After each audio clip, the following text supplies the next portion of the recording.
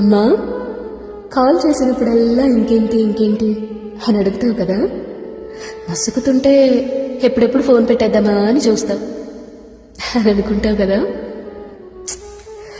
నిజానికి చెప్పడానికి చాలానే ఉంటాయమ్మా, కానీ చెప్పాలన్న మనసే ఉండదు తెలుసా.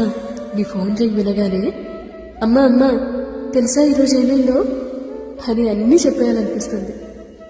చిన్నప్పుడు దెబ్బ తగలగానే అమ్మా అని పిలిచినట్టు ఇప్పుడు కూడా ఎదురు దెబ్బ తగిలిన ప్రతిసారి అమ్మా అని మనసు తెలియకుండానే అరిచేస్తుంది.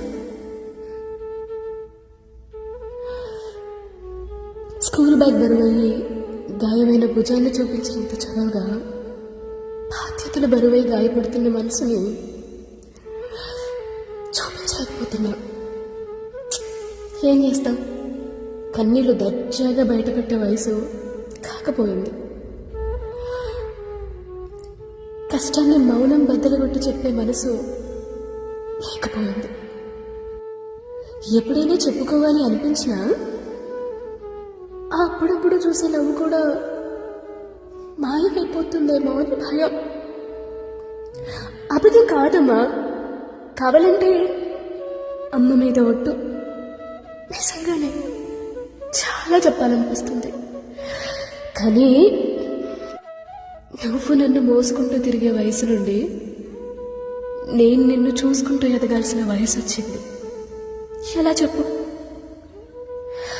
పిచ్చి అమ్మా. చెప్పే మనసుకు నోరొస్తే వినే నోరు మూగబోతుందమ్మా. అందుకే ఎక్కువసేపు మాట్లాడలేను, ఏమనుకోకు.